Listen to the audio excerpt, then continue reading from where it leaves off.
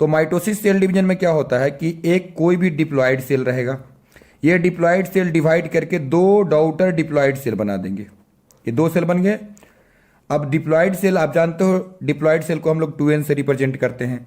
तो एक 2n type का सेल था, ये डिवाइड करके दो 2n टाइप का सेल बना दिया। तो यहां भी 2n है, यहां भी 2n है। यदि 2n is equal to 46, human being में 46 क्रोमोजोम होता है, तो यहां पे भी 2n इजकल टू 46 आएगा, यहां भी 2n इजकल टू 46 आएगा।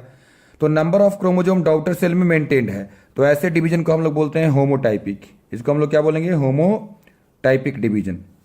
यानी मियोसिस क्या है, माइटोसिस क्या है? ये माइटोसिस है ना, ये माइटोसिस है। तो माइटोसिस क्या है? एक प्रकार का होमोटाइपिक डिवीजन है।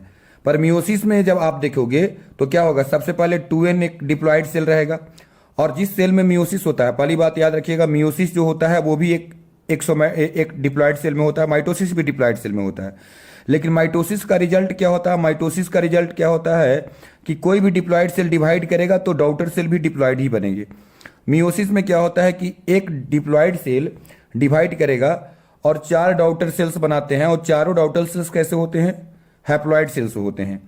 तो यहाँ पे जो, जैसे मान लो ये 2n है, तो ये मियोसिस करने जा रहा है, तो ये एक स्पेशल टाइप का सेल होगा। इसका नाम होगा, जिस सेल में मियोसिस हो रहा है, इसको हम लोग बोलते हैं मियोसाइट। इसको हम लोग क्या बोलते हैं? मियोसाइट बोलते हैं। सो मियोसिस एक स्पेशल प्रोसेस है और एक स्पेशल तरह का डिप्लॉयड सेल में होता है, जिसको हम लोग मियोसाइट बोलते हैं। अब ये मियोसाइट जो हो सकता है, आप प्लांट के केस में देखोगे पोलन मदर सेल्स भी हो सकता है, या मेगास्पोर मदर सेल्स हो सकता है, ठीक है।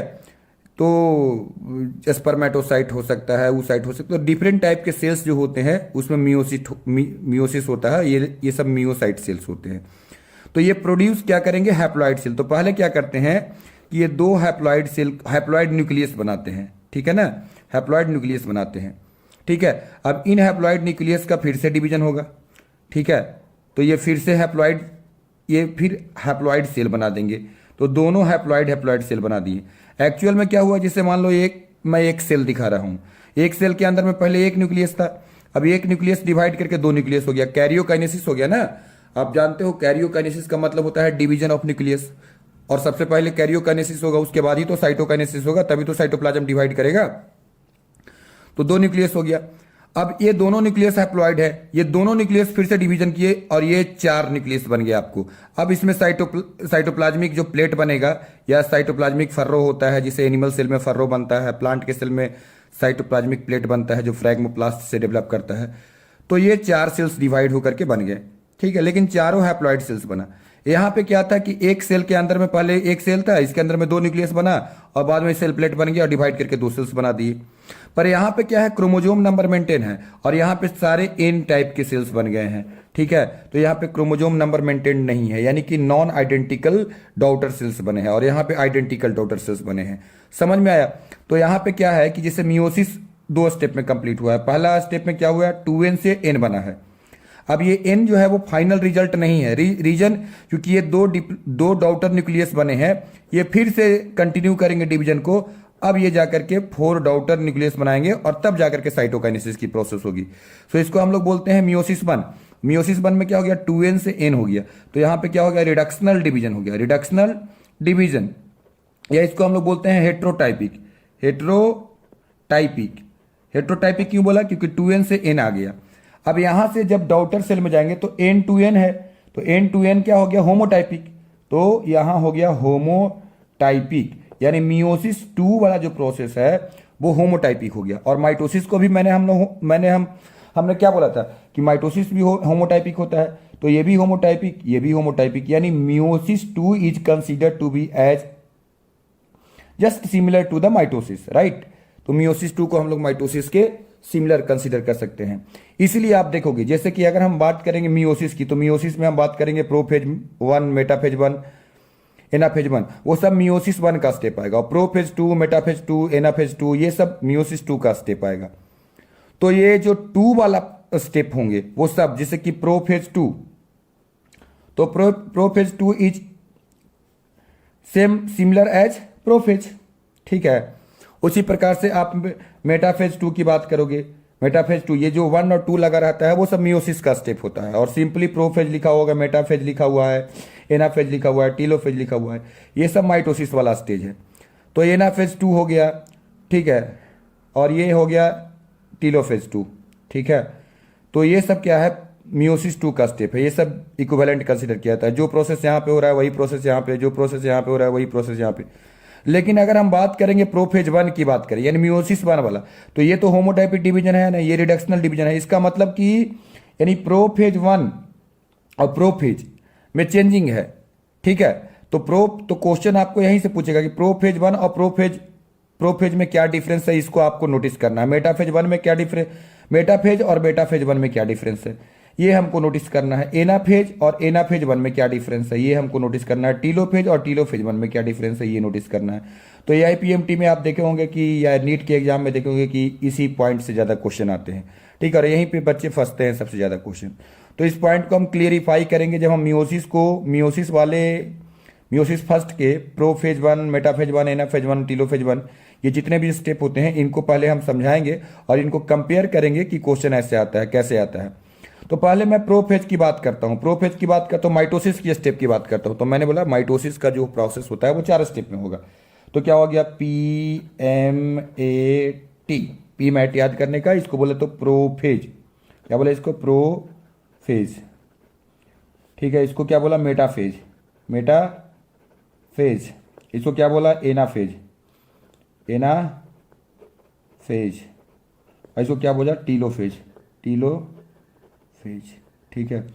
तो ये 4 स्टेप है, प्रोफेज, मेटाफेज, एनाफेज, टीलोफेज, ठीक है। तो ये 4 स्टेप को क्लियरिफाई कर दे रहा हूँ हम आपको कि ये क्या है, प्रोफेज का मतलब क्या होता है। देखो क्या है, सेल डिवीजन में हम लोग क्रोमोजोम के बिहेवियर को नोटिस करते हैं, ठीक है। क्रोमोजोम के अंदर में क्या चेंजिंग हो रहा है, क्रोमोजोम अपने अंदर में क्या चेंजिंग ला रहा है। न्यूक्लियस मेम्ब्रेन डिसअपियर हो रहा है, कहीं पे न्यूक्लियस मेम्ब्रेन दिखाई ही नहीं देता है, कहीं पे न्यूक्लियर मेम्ब्रेन पूरी तरीके से अपीयर हो जाता है। तो ये कौन से सेल के स्टेज में, ठीक है, कौन सा सेल स्टेज में, यानी प्रोफेज हो गया, मेटाफेज हो गया, एनाफेज, टीलोफेज, ये इतने सारे स्टेज होते हैं। तो कहाँ पे क्या प्रोसेस हो रही है, ये चीज़ हमें नोटिस करना है।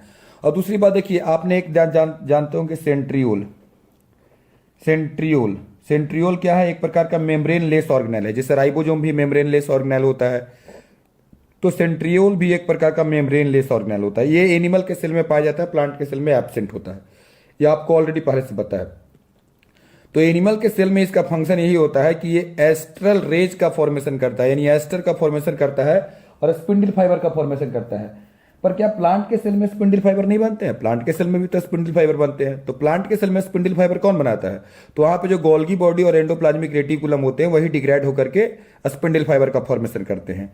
और प्लांट के सेल में एस्ट्रल रेज नहीं बनता है। तो इसलिए देखोगे माइटोसिस जो होता है वो 2 तरह का होता है। माइटोसिस की प्रोसेस कितने तरह के होते हैं, 2 तरह के होते हैं।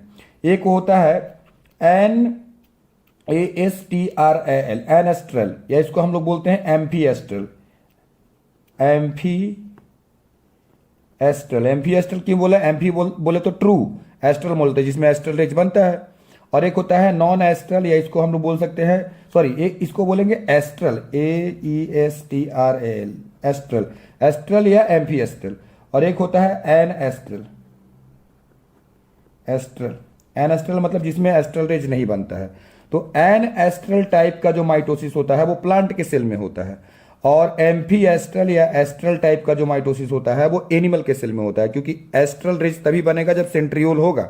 एस्ट्रल रेज क्या होता है, जैसे मान लो कि ये सेल है, तो ये सेल जो होता है ये सेंट्रियोल होता है। सेंट्रोजोम के अंदर में 2 सेंट्रियोल होता है। तो जैसे मान लो ये एक सेंट्रियोल है आपका, ठीक है। तो सेंट्रियोल जब सेपरेट करेगा तो मान लो इधर सेंट्रियोल आ गया, ठीक है। तो यहाँ से कुछ एस्ट्रल रेज, ऐसे रेज लाइक स्ट्रक्चर निकलते हैं, इसको हम लोग बोलते हैं एस्ट्रल रेज।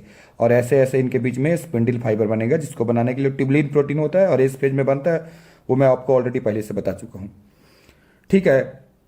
तो ये सारी बातें जो है वो हमको याद करना है। तो चलिए पहले हम बात करते हैं प्रोफेज के बारे में, ठीक है। तो प्रोफेज को बात करोगे, प्रोफेज, ठीक है। तो प्रोफेज में होता है, देखो, prophase early, prophase middle, prophase late.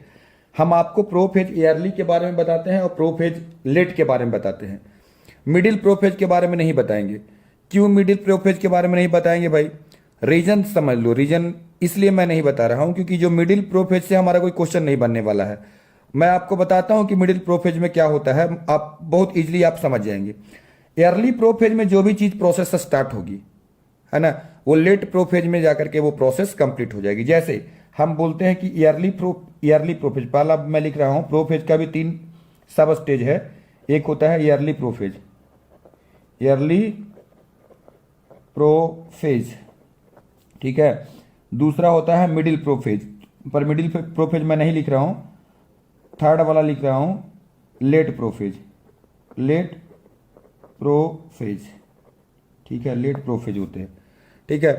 तो अर्ली प्रोफेज में क्या होता है, जो प्रोसेस स्टार्ट होगा वही प्रोसेस लेट प्रोफेज में कंप्लीट हो जाएगी, ठीक है। तो स्टार्ट क्या होता है, ये पॉइंट आप नोट कर लो। स्टार्ट होता है न्यूक्लियर मेम्ब्रेन और न्यूक्लियोलस डिसअपियर होना स्टार्ट हो जाता है। तो nuclear membrane and nucleolus start disappearing, ठीक है, ये डिसअपियर होना स्टार्ट हो जाएगा, ठीक है। उसके बाद फिर क्या हो जाएगा, स्पिंडल फाइबर का फॉर्मेशन स्टार्ट हो जाएगा, spindle fibre formation starts.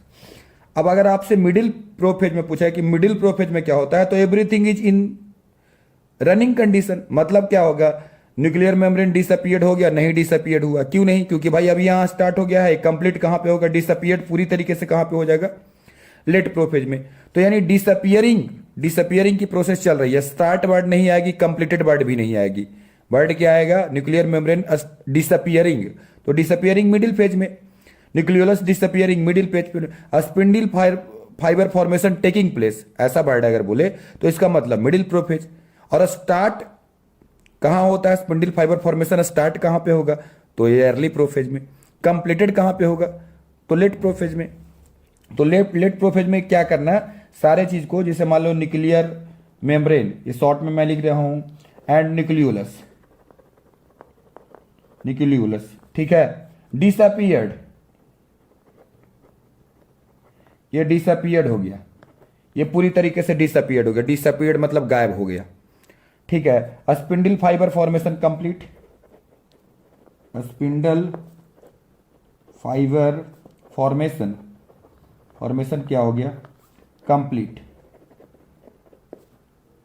Spindle fibre formation क्या हो गया, पूरी तरीके से कंप्लीट हो गया, स्पिंडल पूरे तरीके से बन गया। तो अब स्पिंडल फाइबर बनाने के लिए क्या जरूरी है, सेंट्रियोल जरूरी है, ठीक है। एनिमल के सेल में, प्लांट के सेल में मैंने बताया कि गोल्गी बॉडी एंडोप्लाज्मिक रेटिकुलम के डिग्रेडेशन से ये बनता है, पर एनिमल के सेल में ये बनता है। तो ये दोनों का मैं पिक्चर पहले बना के दिखाता हूं, उसके बाद हम लोग मेटाफेज पे चलेंगे। तो देखिए, ये बात आपको पता हो गया सब। अब देखिए, पहले हम अर्ली प्रोफेज का पिक्चर बनाते हैं। तो अर्ली प्रोफेज का पिक्चर आपको मैं बना रहा हूं, देखो ये सेल है, तो सेल के अंदर में न्यूक्लियर, यहाँ पे देखिए आप, यहाँ पे देखो, इस तरीके से देख रहे हैं। तो ये न्यूक्लियर मेम्ब्रेन धीरे धीरे टूटना शुरू हो गया, पूरी तरीके से न्यूक्लियर मेम्ब्रेन में नहीं बनाया हुआ है, हल्का हल्का देखो ब्रेकेज दिया हुआ है।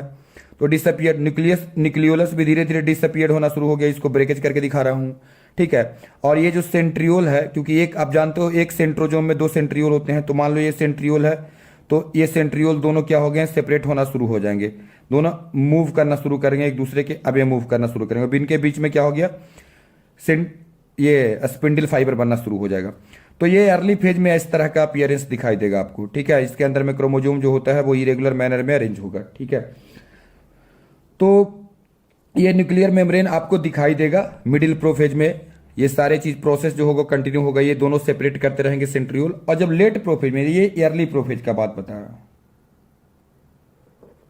अर्ली प्रोफेज, ठीक है। जब आप लेट प्रोफेज में पहुंचोगे, तो लेट प्रोफेज में क्या कंडीशन आएगा, देखो अब ये तो आपका प्लाज्मा मेम्ब्रेन है, ये देखो प्लाज्मा मेम्ब्रेन है, ये सेल मेम्ब्रेन है, ये न्यूक्लियस मेम्ब्रेन था। तो ये न्यूक्लियस मेम्ब्रेन पूरी तरीके से डिसअपियर्ड हो गया। तो डिसअपियर्ड हो गया तो बाहर में क्या मिलेगा, इसको साइटोप्लाज्म मिल जाएगा। तो साइटोप्लाज्म मिल जाएगा तो अंदर का जो न्यूक्लियोप्लाज्म होगा वो पूरी तरीके से साइटोप्लाज्म मिक्स कर जाएगा, इसकी वजह से इसका स्पेसिफिक ग्रेविटी क्या होता है, इंक्रीज कर जाता है। अब देखिए, अब यहां पे क्या है कि ये पूरी तरीके से न्यूक्लियर मेम्ब्रेन डिसअपियर हो गया है। अब डिसअपियर हो गया है तो क्या हुआ कि ये, जिसे मान लो कि ये दोनों, एक सेंट्रियोल इधर हो गया, या आप इधर दिखा सकते हो, एक सेंट्रियोल इधर दिखाओ, एक सेंट्रियोल इधर दिखा, मैं इधर दिखा रहा हूँ, एक सेंट्रियोल पूरा इधर चला गया और एक सेंट्रियोल इधर चला गया, दोनों एक दूसरे के अपोजिट चले गए और इनके बीच में बन गया स्पिंडल फाइबर। इस तरीके से आप स्पिंडल फाइबर बना लो, ये बन गया स्पिंडल फाइबर। ठीक है, ये स्पिंडल फाइबर बन गया। अब इसी स्पिंडल फाइबर से आकर के क्रोमोजोम अटैच हो गया। इस तरीके से क्रोमोजोम अटैच है अभी, लेकिन ये क्रोमोजोम इधर उधर है, क्योंकि ये अभी मेटाफेज में जाकर के इक्वेटोरियल प्लेट बनेगा और वहां पे एक लाइन से आगे खड़ा हो जाएंगे। तो ये इस तरीके से अरेंजमेंट हो गया। तो इसमें क्या न्यूक्लियोलस दिखाई दे रहा है, न्यूक्लियर मेम्ब्रेन दिखाई दे रहा है? नहीं दिखाई दे रहा, मतलब सब चीज डिसअपियर हो चुके हैं, कंप्लीट हो चुका है। तो ये हो गया आपका जाकर के लेट प्रोफेज। ठीक है, अब आप देखो ये सेंट्रियोल है तो यहाँ से एस्ट्रल रेज भी बनते हैं, यहाँ से एस्ट्रल रेज, तो आप इस तरीके से बाहर साइड से एस्ट्रल रेज बना दो। ये एस्ट्रल रेज एनिमल के सेल में बनेगा, प्लांट के सेल में नहीं बनेगा। ठीक है, तो बाकी इन दोनों से रिलेटेड इवेंट क्या है मैं यहाँ पे लिख के बताया आपको कि ये देखो अर्ली प्रोफेज में क्या होता है और लेट प्रोफेज में क्या होता है। तो ये बातें आपको क्लियर हो चुकी होगी। ठीक है, तो ये हमारा कंप्लीट हो गया प्रोफेज। अब आइए हम बात करते हैं मेटाफेज की। मेटाफेज में क्या होता है? मेटाफेज में बनता है formation of equatorial plate.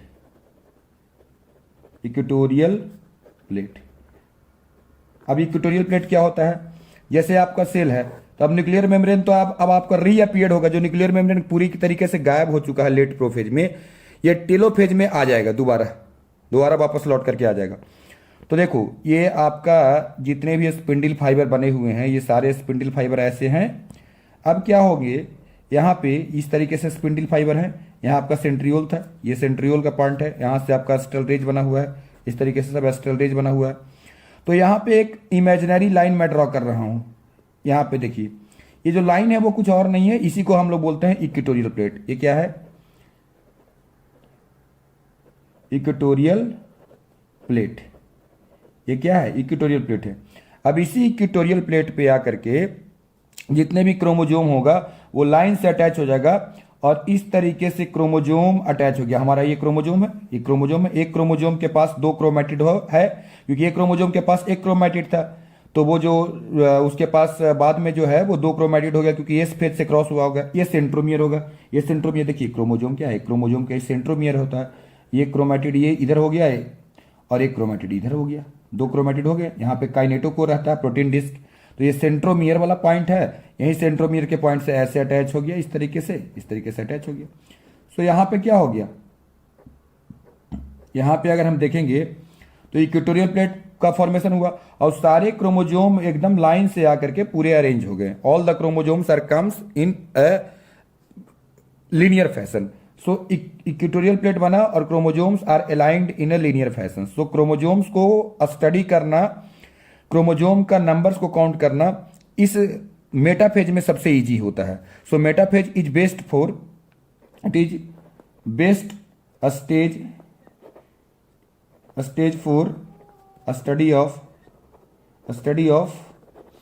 Chromosome. Study of chromosome बोले तो नंबर ऑफ क्रोमोजोम अगर काउंट करना है कि कितने क्रोमोजोम है तो आप इजीली इसको काउंट कर सकते हो, क्योंकि सारे क्रोमोजोम इक्वेटोरियल प्लेट पे लाइन से खड़े होते हैं।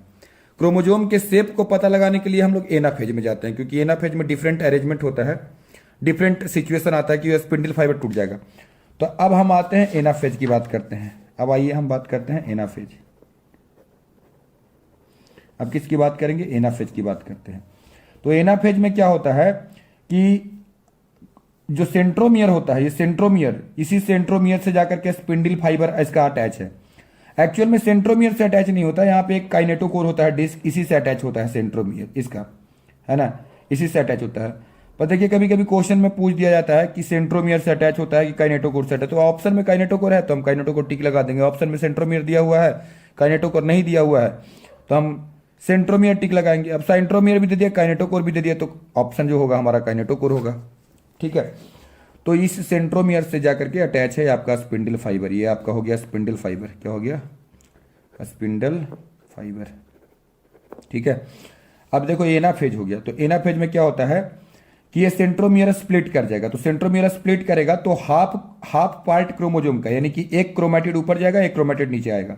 तो देखो मैं दिखा रहा हूं, जैसे मान लो कि ये क्रोमेटिड था, 1 2 3 4, 4 स्पिंडल फाइबर मैं बनाया हूं, तो ये टूट गया स्पिंडल फाइबर, इस तरीके से स्पिंडल फाइबर टूट गए, इधर भी टूट गए स्पिंडल फाइबर, ये टूट गए ऐसे, है ना, इस तरीके से स्पिंडल फाइबर टूट गए। अब जो क्रोमोजोम देखो यू था, क्रोमोजोम का ओरिएंटेशन यू था, और यहाँ पे क्रोमोजोम का ओरिएंटेशन यू था, तो अब चेंज हो गया, अब क्रोमोजोम का ओरिएंटेशन यू हो गया। अब जो वाला यू था वो यू हो गया स्ट्रक्चर, और जो यू था वो स्ट्रक्चर ऐसे हो गया, ठीक है। तो अब देखिए क्रोमोजोम का ऐसे स्ट्रक्चर हो गया। अब क्या हो गया, क्रोमोजोम जो होते हैं वो टूट चुके हैं सेंट्रोमियर के पॉइंट से और अपोजिट पोल की तरफ मूव कर रहे हैं, ठीक है ना। रबड़ है भाई, रबड़ को बीच से काट दोगे तो इधर मूव करेगा, इधर की तरफ मूव करेगा, और यहाँ पे क्या हो गया आपका, जाकर कैस्ट्रोलेज वगैरह बनेगा, आपका ये प्लाज्मा मेम्ब्रेन बना लो, इस तरीके से बना लो, ठीक है, अच्छे से स्ट्रक्चर बना लीजिए आप इसको। तो ये सारे क्रोमेटिड मूव करके ऊपर चले जाएंगे। तो टेलोफेज में क्या हो जाएगा, तो यहाँ पे क्या होता है कि जैसे मान लो कि अब ये मैं क्रोमोजोम बनाया हूँ, तो सेंट्रोमियर यहाँ पे होगा, तो सेंट्रोमियर वहाँ यहाँ पे होगा, तो इसको खींचोगे, इस पॉइंट से खींचोगे तो ये कैसा बन जाएगा, ये इधर आ जाएगा, तो एल शेप नहीं बन जाएगा क्या। अगर मान लो कि ये सेंट्रोमियर यहाँ पे है, तो सेंट्रोमियर यहाँ पे है, तो इसको खींचेंगे तो ये क्या हो जाएगा, वी शेप नहीं बन जाएगा क्या। तो जो डिफरेंट क्रोमोजोम के शेप होते हैं, आपने पढ़ा होगा, मेटासेंट्रिक क्रोमोजोम होता है, सब मेटासेंट्रिक क्रोमोजोम होता है, टेरोसेंट्रिक होता है, एक्रोसेंट्रिक होता है, ठीक है। तो जो डिफरेंट शेप होता है, कोई वी शेप्ड होता है, ठीक है, वी शेप में मेटासेंट्रिक होता है, एक्रोसेंट्रिक जो होता है वो एल शेप्ड होता है, टेलोसेंट्रिक जो होता है वो जे शेप्ड होता है ना, और टेलोसेंट्रिक जो होता है वो रॉड शेप्ड होता है, सब मेटासेंट्रिक जो होता है वो एल शेप्ड होता है, और उसके बाद फिर आपने पढ़ा होगा ये टेलोसेंट्रिक, ये जे शेप्ड होता है। तो ये जो डिफरेंट टाइप्स ऑफ क्रोमोजोम है, मैं अभी टाइप्स ऑफ क्रोमोजोम की बात नहीं कर रहा हूँ, इसके लिए हम अलग एक क्लास लेंगे, ठीक है। और आप देखे होंगे पहले जब सेल ऑर्गेनाइजर वाला क्लास बताया था, तो उसमें हम आपको बताया भी थे। तो जो डिफरेंट शेप होगा, ये टूटने के वजह से ही तो जब खींचातानी होगा ना, तभी तो ये डिफरेंट शेप अपीयर होंगे। तो शेप को स्टडी करने के लिए एनाफेज में क्या हो गया, एनाफेज का अगर इवेंट हमको लिखना हो तो क्या हो गया, centromere centromere centromere splitted and chromatid separated and moves towards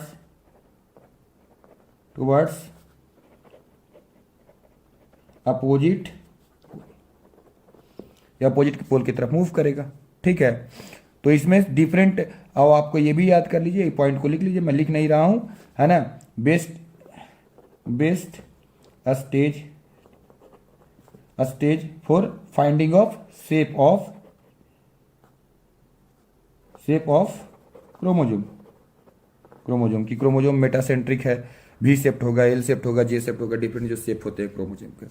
और टेलोसेंट्रिक में क्या होगा कि ये सारे ये जो स्पिंडल फाइबर हैं, जो ये सब स्पिंडल फाइबर दिखा रहे हैं, ये सारे स्पिंडल फाइबर छोटा हो जाएंगे, और सारे जितने भी ये सब क्रोमोजोम है वो इस एंड पे पहुंच गया। तो ये क्रोमोजोम देखो इस तरीके से क्रोमोजोम, ये सब जितने भी है सब क्रोमोजोम कितने, 1 2 3 4, तो ये क्रोमेटिड जो है वो पहुंच गया। अब ये कैसा ये सब क्रोमोजोम बन गया, कैसा क्रोमोजोम बना, ऐसा क्रोमोजोम बना जिसके पास सिंगल क्रोमेटिड है, ठीक है। तो ये सिंगल क्रोमेटिड वाला क्रोमोजोम सब बन गया, ठीक है। इसके ऊपर में न्यूक्लियर मेम्ब्रेन रीअपियर्ड हो गया, इसके ऊपर में भी न्यूक्लियर मेम्ब्रेन रीअपियर्ड हो गया, न्यूक्लियोलस भी बन गया इसके पास न्यूक्लियोलस भी बन गया, और ये तो अपना ये पूरा प्रोसेस इस सेल साइटोप्लाज्म के अंदर में चल गया था। तो क्या हुआ यहाँ पे, इसको हम लोग बोलेंगे टेलोफेज, ये हो गया टेलोफेज। तो टेलोफेज में क्या हो गया, न्यूक्लियर मेम्ब्रेन रीअपियर्ड, न्यूक्लियोलस क्या हुआ बोलिए, न्यूक्लियोलस जो होता है वो रीअपियर्ड। तो लेट प्रोफेज में हमने देखा था कि सब चीज डिसअपियर्ड हो गया था, जो डिसअपियर्ड हो गया वो रीअपियर्ड हो गया, और कंप्लीटली फॉर्मेशन या किसका हुआ था, स्पिंडल फाइबर का। तो देखो स्पिंडल फाइबर इसमें नहीं दिखाई दे रहा है, सो स्पिंडल फाइबर अगेन डिसअपियर्ड।